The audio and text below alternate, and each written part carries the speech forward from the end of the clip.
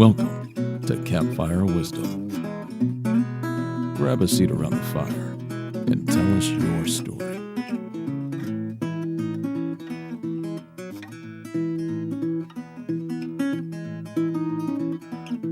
Hey everybody, welcome back to Campfire Wisdom. I have the distinct pleasure of sitting down with a longtime buddy of mine, Matt Alamina, aspiring hunter, fitness fanatic, and also the creator of the Lazy Sports League. So I just want to say thank you for being on the podcast here, Matt.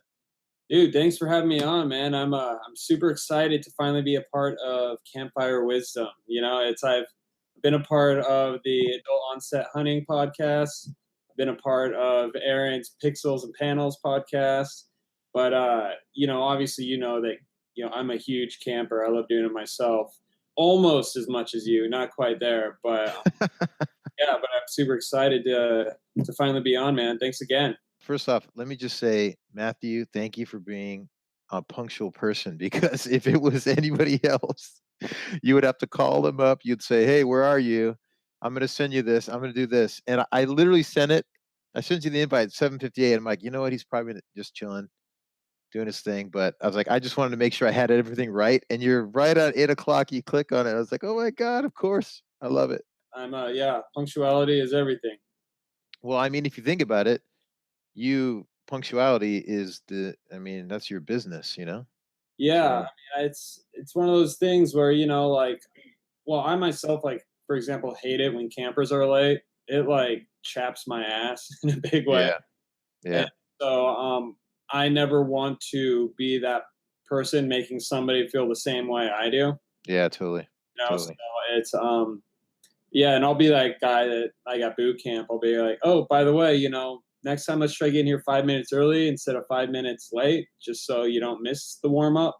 Yeah, that's cool. And that's always a tough conversation to have, especially when it's like your clients, you gotta. It gets easier though. It's one of those things where you've introduced so many times that you kind of lose that whole, I hope I'm not offending them type thing. It's more about I'm telling you because it's for your own good. True. It's funny. I don't know if you feel, so you're obviously from Tucson too. I didn't camp as much in Tucson as I did here. Was that the same for you? Yeah, in a lot of respects it was, because when I did camp in Arizona, it wasn't in Tucson. Usually it was at Apache Lake or in Mount Lemmon, which I guess is just outside Tucson. And or Sholo or the Grand Canyon and stuff like that. So, but I guess Tucson by itself doesn't really have a whole lot to really camp at. Yeah, I agree. It's like it's funny. You think of, obviously, Tucson's a desert, and all day camping, you're going to get cooked by the sun. Whereas where we're at in California, it's fantastic because we have the joy of being surrounded by trees, a little bit of shade, a little protection. I don't know. I was realizing that. I was like, wow, I think I've really blossomed. I've spent more time outdoors living in California than I did. I mean, obviously I grew up in Arizona, but as an adult, I've spent so much more time outside here in California. It's funny too, because, we live in LA and you think LA is a huge city, just millions and millions of people. And where would you camp? But actually outside of LA, even metropolitan LA, there's really a lot to do. And it's one of those places where at any given time you could camp in the mountains, camp in the desert, camp at the beach. And there's just really a lot of outdoors. You just have to be willing to, drive an hour in any direction. True. But where do you think, for you, where did you kind of discover your passion for it? Or what about it fires you up? Oh man, I would say when I was a kid, 4 or 5 years old, I remember my dad going on camping trips and or setting them up, and he was always big on them because I had recently found out that my grandfather got him into it. Every time my dad was in a rut in his life or something like that, my grandpa would just be all go camping and, just recharge, or, go camping and do your thing and you'll come back feeling better. And so that's kind of how we got into it. So early on, I think my first camping trip was Mount Lemmon. Obviously, it was close to home, so easy enough to do when you're living in Tucson, and uh, and it was great, man. It was just, and like back in those days, it was just like you find a camping spot, you build the ring of the rocks and create your own fire pit. Yeah, You yeah. know, there were no designated areas you really paid for. You just kind of went out there, and we'd be those people that like we'd put out the tent, we'd fit four of us in a sleeping bag or in the tent, and it would be like sleeping bag and then ground. We'd even like back then we'd even have like the thermal pads or anything like that to like help cushion it. So but yeah, man, it was awesome. Man. It was just one of those things where it's such an experience, and especially for those who are listening who have not really been camping a lot or getting into it, I'm sure anybody who first begins, it's such a new experience because you're in the wild, and when you wake up with the sun generally. So if it's in the summer, you're up at like 5:30 in the morning, but you're like charged up. Like Yeah, it's an incredible feeling, and I just feel like I'm a part of nature while I'm out there. yeah. You hit something on the head for me. It's like you said that your grandpa told your dad to get outside if he was stressed out and recharge, and I totally relate to that. It's very there's something about stepping away from either it's technology or it's the absence of distractions or it's the fact that I can actually not have to worry about so many different things. That simplicity really, really like resets my clock, so to speak, you know? And I think for me, it's just kind of like all the stress, all the stuff that I have going on back home is back home. Like when I'm out in the wild, camping, I'm relaxing. I'm chilling. I'm just kind of one with nature. I'm a student, so to speak. I'm watching things happen. I'm watching the wildlife. I'm feeling the wind, watching the clouds. I just like that state of being. It's very peaceful to me, and it really kind of just helps bring me back down to earth. Dude, I really like what you just said right there, that you're a student. It's like you're not the master, you're observing things. I really like that. That's cool. Forever a student of nature. Yeah, that's cool, man. Yeah, I'm gonna use that in your tagline. Hey, Meet Matt, student of nature. I like that. I Well, don't have too many words of wisdom, but when they come, they're good. wait, speaking of student, I know you're in that realm of like really tapping into the whole hunting thing. And obviously uh I've talked a little bit about it here, but I'm going to be joining you and Nick on a hunt on the 23rd of June. Right. But is that kind of all related? Like, tell me a little bit about that. Yeah, yeah. Well, in Arizona, hunting's a huge thing. And growing up, I kind of took the first steps into doing it. I actually took hunter safety courses when I was like 11 or 12 years old with Nick. Um, but then I got a little bit older. I was in some drawings for some elk, was never picked. And then, there got to a time where I was like 15 years old. I was getting my first job, getting into girls, dating, that Yeah. whole thing. I was in high school and I got distracted and I never went to do it, but I always loved the idea. I always like the idea of, and this kind of goes with the whole student of nature and kind of being out in the wild is I always thought that like if I'm going to eat an animal, it would be best to earn it. And by earning it would be hunting it, tracking it, taking it out. Not just that though, but you have to dress it, clean it, get your hands dirty. Hmm. And I just think that's kind of, I mean, I think that's part of every living thing's natural instinct, or at least at some point, is to kind of rough it up and do it that way. It's very primal, and I enjoy it, and I think it's actually a very useful skill to have. Just because you never know what the future holds. You never know, one day you could be camping, you could get lost. You might actually have to rely on these skills that you adopt um, to survive. And Yeah. it's a long shot that that kind of stuff happens, but we still read about it happening all the time. Yeah, that's true. It's funny, and those are the type of skills that, like you said, it's not like you plan on it or hoping it to happen, but it's just like just having that in your toolbox definitely helps. And I think that's what is a lot of the like interest I have too is making it, it's very distant. It seems like, oh yeah, our ancestors did this and we don't need to do this anymore. But at the same time, tapping into that is something that I can recognize. And I think for me, a lot of it is having such huge respect for like Native American culture and just respect for animals and nature and all that kind of stuff. I like that, and I know it's such a twisted thing, but the idea that you could be so respectful of an animal but yet take it down and consume it, you know what I mean? It's such a fine line, you can't really make sense of it, you Yeah, know? I feel like it's one of those things where it's so for me, it's not trophy hunting. No, I have definitely not, definitely not.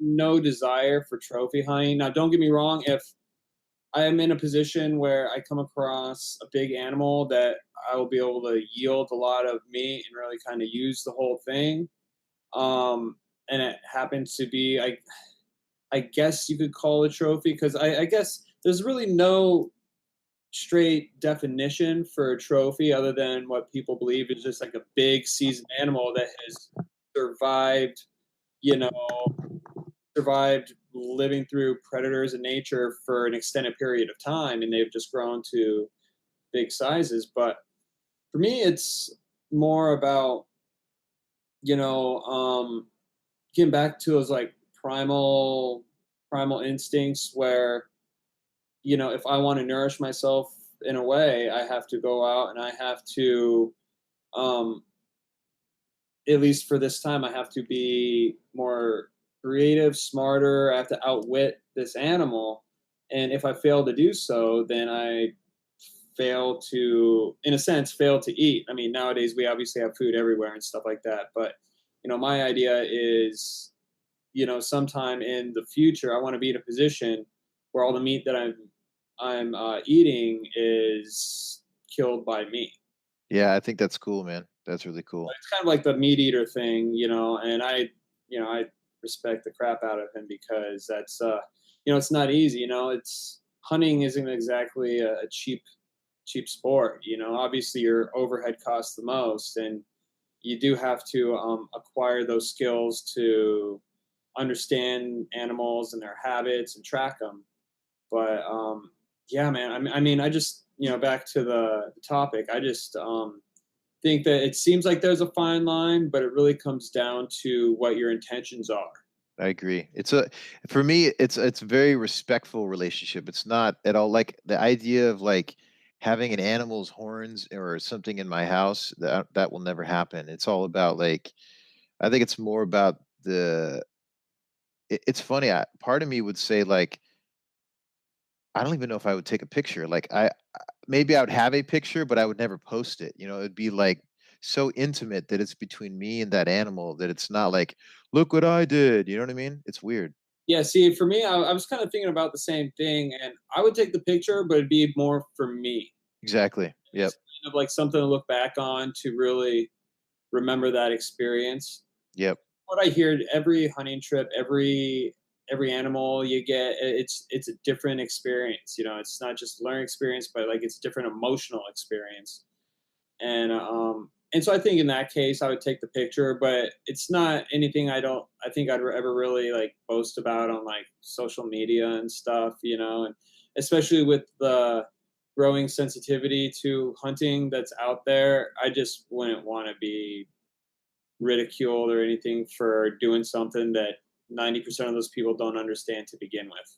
Yeah, exactly. That's true. And it's funny because it's like it is a taboo subject. Like it's crazy. Like I know that there's a lot of people who, Stephen Ranellas and the Adam Green trees that are doing a lot of good as far as bringing it out and making it um, more known. But I think they're still on the cusp of it where it's something that I think people like some people are realize people still do that. It's like, yeah, people still hunt. That's like a thing still. It's like Where have you been? You know? because a lot of the people that'll ridicule you for it, um, they eat meat themselves, but they almost decide to forget where that meat comes from. Like those animals were bred, they were raised in small cases, or containments. Usually in their own feces, it's about knee high. Like they didn't have lives to live. They were bred to be food, as where hunters on the other side of it, they hunt something that was free in nature, that made all of its own decisions and has survived this long by being as good as it is. And in most cases, people don't know, in most cases hunters don't come back with anything. They get outsmarted by the animals, so It's it's true. and a huge part about the hunting that I love too is the conservation end of it. Yeah. When it comes to the hunting and stuff like that, 10% of anything that you buy hunting related in a store goes towards that state's a wildlife conservation. And so I kind of feel good about that. That's just a little extra. So like when I'm buying my hunting boots, or I'm buying my binoculars, or something for my rifle, it's nice knowing that that's gonna help keep this land in pristine condition, not just for hunters, but for anybody to enjoy. Yeah, absolutely. Absolutely. Yeah, what does your wife think about hunting? Oh, she. She's actually all about it. She's super gun ho about it. So Yeah? yeah, well, she grew up with her dad hunting all the Oh, time. okay. She doesn't necessarily know a ton about hunting, but understands the gist of it, what it is, and I mean, she would tell me stories about how her dad would like bring home, an animal or something like that, and the whole family would get together and like dress it, field dress it, and clean it, and do all this stuff. And so she understands it. She doesn't see it as, oh, you're going out just to murder this majestic animal. And she, like most Los Angelinos out here, seem to think. So she's super on board, and honestly, she probably can't wait till I'm out of the house for those 2.5 days. So Yeah, I'm still in that department where Gisela is like, well, she's like, you're not taking our son hunting. I was like, okay, that's fine. I was like, at some point, he's going to want to come with dad. He's going to say, where's dad going? And to and be honest, I don't even know if it's something that will fit me long term. Like, I think that's part of the reason why I'm going to join you and Nick, because I think ultimately there are decisions that I got to make along that way. Like there's a hierarchy in my mind. Like I'm not sure I could go for a deer or an elk. I feel like I would just be awestruck by them and I wouldn't want to shoot them. Whereas if we were shooting, crocodiles, alligators, pigs, gosh, predators. yeah, like I don't know. I mean, even some other animals, but there's definitely like a list of animals that I'm like, oh, they're too cool. I couldn't do that. Like I could never go after a bear. Absolutely not. you know, I I don't know if I could do a bear. I think I could do a bear, but an animal that I don't think I'd ever be able to do would be like a wolf. Yeah, never a wolf, Just never. out of my, just it's honestly, I don't ever want to. Like I think I could do deer. I could do elk and moose. And I actually think that for like those bigger animals that are harder to bring down, that are actually can be aggressive and defend themselves as well, I think that would actually kind of bring me closer to the animal Okay. as well. But at the same time, I think it would be, I'd almost be like honored to have been good enough to not just take the animal down, but for it to, give its life so I could harvest, the meat, and use everything I get from it. Yeah, yeah, But yeah. but It's yeah, as far as like the wolves and other kind of animals like that, even like I don't know if I'd ever want to do mountain lions or anything like that. That's not why I'm getting into hunting. Even though yeah, a lot of people do, and I have no problem with that. I have nothing against it. It's just, for me personally, I'd love to stick to, that kind of the other kind of game. Yeah, I hear you. It's funny because there are very distinct groups that go after certain animals and this and that. And I don't know why I'm so hung up on the. Probably because like if I'm out, well, I know why. Because if I'm out camping, a lot of the animals you see most often are deer. So you see a deer and you're like, oh wow, cool. I'm gonna take a picture, and you just kind of like my relationship has always been kind of marveling at it and being fascinated by it, and I haven't quite made that jump to wow, okay, I'm gonna try to take you down. So we'll Yeah, see. and but it's kind of funny with deer because you're like, oh, deer, I could find them anywhere, and it won't be hard to hunt. But deer are actually very crafty, and they know when the hunting season is. So, like when we were in Sequoia a few years back, and we saw all the deer running through our campsite, they were there because that was a no hunting territory, and that was in the middle of the hunting season. And so they know what areas they could actually be in where they're safe um, during hunting season, Hmm. which is Yeah, kind of crazy because it's, and that's another thing, makes it harder for the hunter, and, and the hunting trips aren't cheap, like generally you're spending 4, 5, 6, 7 days, on a hunting trip, and the first 3 days are just kind of like recon. That's why Nick and I are doing this guided trip, is because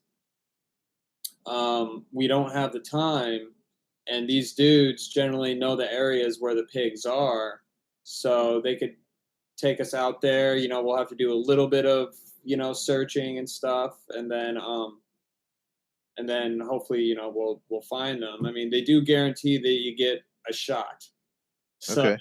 they don't promise you more than that. So you got to make it count. Um, but even then, that shot might only be like, it might be 250 yards. Yeah. So it's still going to be somewhat of a challenge, but it's not going to be anything like trying to hunt the pig on public land, which is a pain in the ass from what I hear. Gotcha.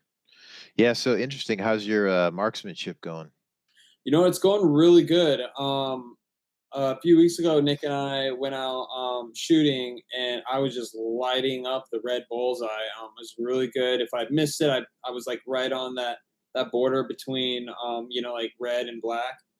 And then the last time we went, something happened with my scope, and I think it was when it's in its case, but the scope had actually rotated and turned and actually threw it off.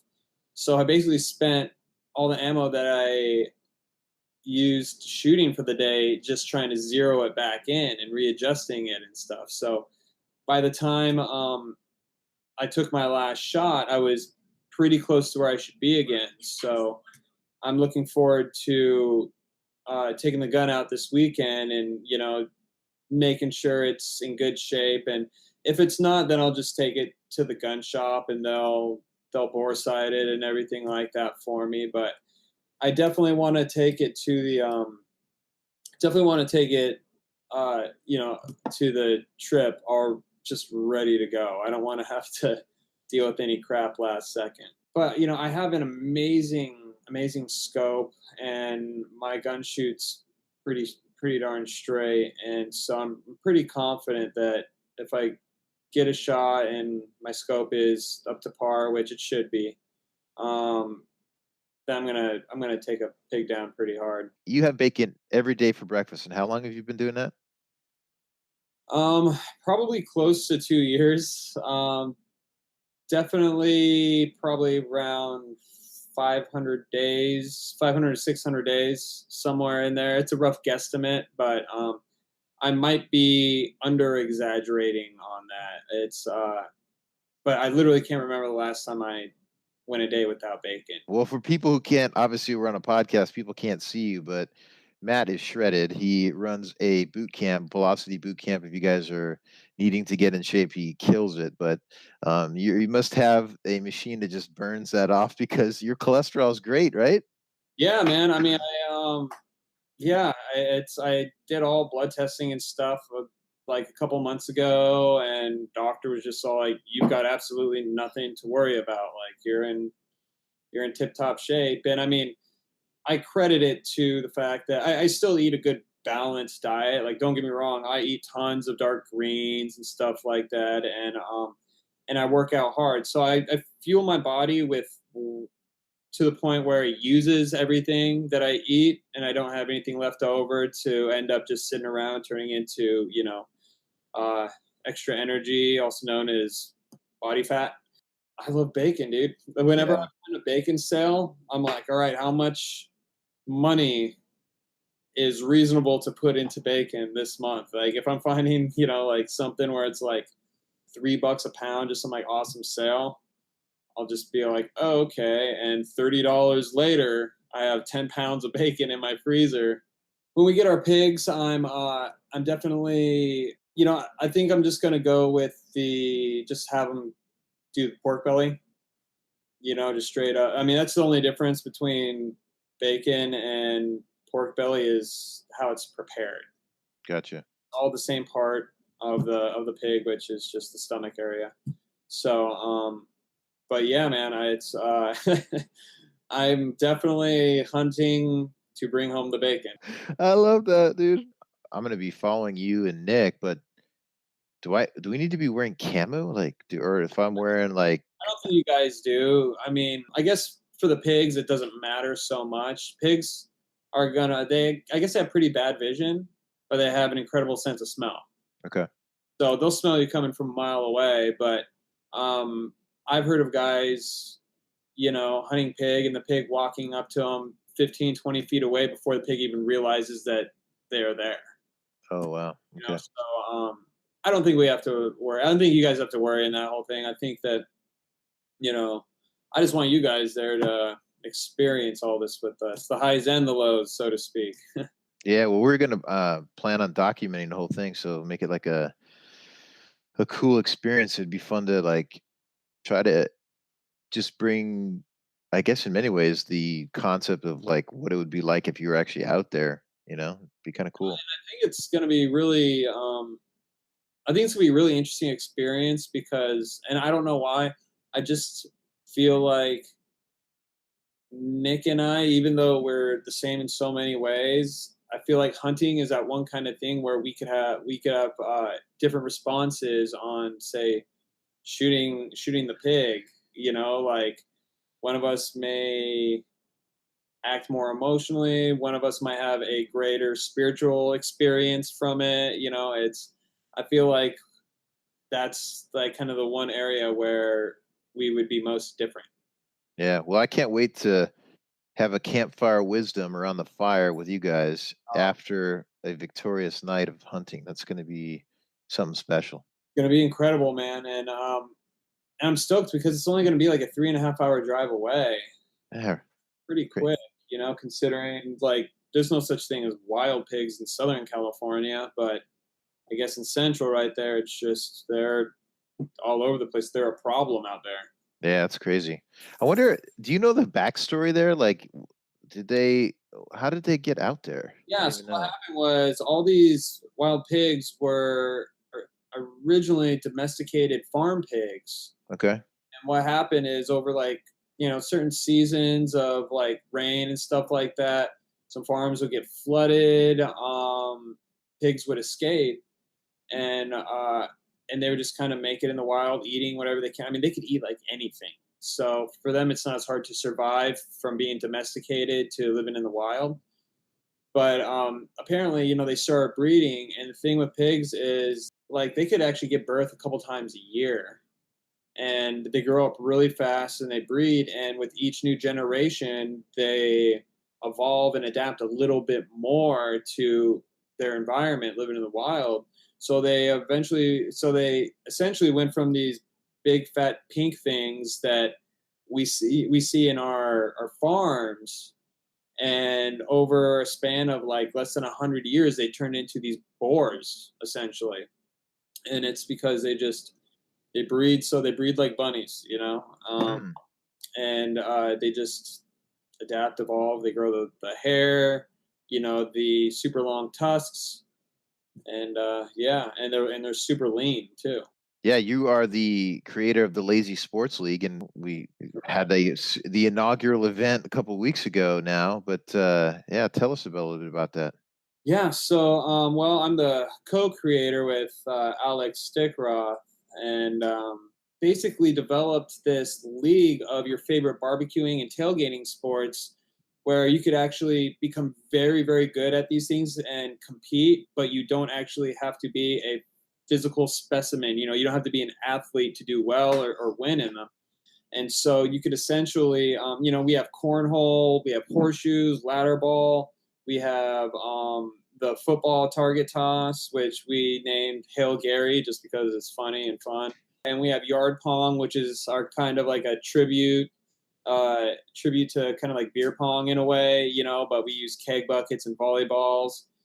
And and we turned it into just a circuit of events where you just build up a total score, and then based on the score at the end, you're going to have your winners and stuff, and you know and it's so fun, man, and it's great, and everybody that plays it is addicted because you have a great time doing it. You could do really good, and you could share that experience with people, and it's not like, say, baseball, hockey, football, where like just being in shape you already have an edge over somebody that's out of shape. And Hmm. so it's really cool. It brings people together. It's competitive in the way that I want to win, but I'm not necessarily competing against anybody else.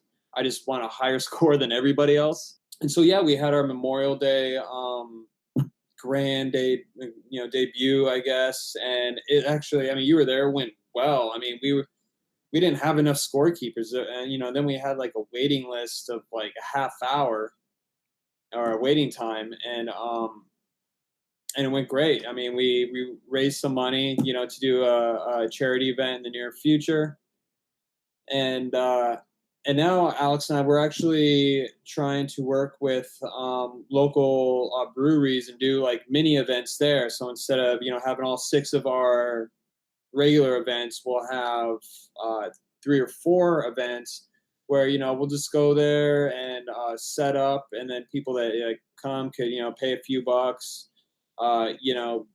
play those games, go through that circuit and have a chance to win. So we think it's going to be fun. Initially, we're starting it off as an adult league, but in the future we want to add we want to make a kids league out of it as well. It's just that's a whole different stepping stone that we can't get to right now. Yeah, I think it's a lot of fun, man. I really enjoyed it, and I tell you what, everybody's response was super positive. It was like, um, it's like field day. It's like we all did that as kids, that one day a year where everyone got to go out and be measured on your track and field stuff and everything. And it just felt like, for me, my favorite was the soccer strike, just because that's what I do the least. Like, I throw a football now. I play golf here and there. I do frisbee golf, but kicking a soccer ball, I haven't done that since I was a kid. It's crazy. And for me personally, like I love the yard pong. Not just fun to play, but actually fun to watch other people do it, because everybody has their shooting style. So you have some people that do the basketball shot, other people that do like the granny shot, which is my favorite. Some people, they gamble on the bounce. They try to just get that good bounce that goes in every time, and it's fun. And actually, that's the event that we finished the course on, because we kind of want spectators to see that as well. And what's great about this league too is it's not too serious. It's not serious at all. As a matter of fact, we encourage heckling from our spectators, because why not? Yeah, I love that. I love that. So, Matt, I understand you are, in the steps of looking to be a parent. So, tell me about that. What's going on there? That I am. So yeah, I guess we're not too far behind you and Nick there. We went on our honeymoon in July, and afterwards we thought, okay, like now we're ready to have kids. We're not necessarily going to try, but let's just not be safe. That sounds fun, and we're excited, man. We're ready for a family. So I'm praying. I mean, I'll be happy with anything, but I'm praying for a boy because you're having a boy, Nick is having a boy, Matt Gagnon already has a boy, Bryce has a boy. That's a lot of boys to, if I were to have a girl. She might just be the toughest one of the bunch, though. You never know. If I have a girl, I would train her to be able to kick a dude's ass. Like that's, I want her as tomboyish as possible. But on the other side of the spectrum, if we do end up having a boy, then we'll have our hockey team down, and that'll be pretty cool as well. And then that would be kind of like, that's like a whole new generation of like the crew. Yeah. We got our crew, and we're all super tight. And you know that our kids would be hanging out all the time, and they turn into like their own crew as well. Yeah, I know. I'm excited about that, man. It's going to be fun to raise kids together. I tell you what. So I hope you know it. That all my good mojo and everything is hoping for the best for you and Myra. So, well, where can people find you? Like your social media, where can they get a hold of you for all your stuff? Instagram, the Lazy Sports League, Facebook, Lazy Sports League, and Twitter is the Lazy League. Okay, gotcha. Some a-hole, I think, got Lazy Sports League already. You're gonna have to buy it off him at some point, right? I run an indoor fitness boot camp called Velocity Boot Camp. It's in Silver Lake. You could find it online at velocitybootcamp.com. We also have the Velocity Boot Camp fan page on Facebook and Twitter as well. And I actually super late on it, but I finally just like a week ago built one for Instagram. You know, it's a awesome program, super affordable, and we guarantee results. That's cool. I put my money where my mouth is. So yeah, I love all the contests you have. What is the Instagram for your Velocity Bootcamp? So that one's just Velocity Bootcamp. Okay, perfect. It's just super new. I only have like 4 posts up right now. Okay. But yeah, again, anybody that follows, I'm going to be posting more good stuff. I post videos of the campers doing work. I do motivational stuff as well. And yeah, you know, my whole thing is, you know, I just want to make people look and feel better about themselves. So I've been plugging away at it for the last 8 years now, almost 8 years. It'll be 8 years in September. Amen, brother. Amen. Well, I always like to give everyone the last word. Anything you want to say before we sign off here? First off, let me say I really appreciate you taking the time to sit down with me today. Oh, well, dude, thank you for having me, man. I always enjoy this kind of stuff. A great time. I can't wait for the hunt. Obviously, I can't wait to do our next Campfire Wisdom podcast. And I don't think it was a battery. What exactly does Matt mean? Tune in next week for part 3 of Fireside Chat and the exciting conclusion to this saga next time on Campfire Wisdom. Hey everybody, thanks so much for listening. I'm really having a lot of fun here, as you can tell, as always. I hope you're finding the time to get outside and experience the outdoors for yourself. And if I can be of any help in that department, please let me know. You can reach me on Instagram at Greg Stutzy or send me an email, campfirewisdom@gmail.com. Thank you so much for listening. I hope you are all doing well. And until next time, take care. Bye-bye. Oh, babe, I told you why. Babe, I told you when. All things said, all things done. You just don't do it again. Oh, baby, it's in your head. It's only in your head.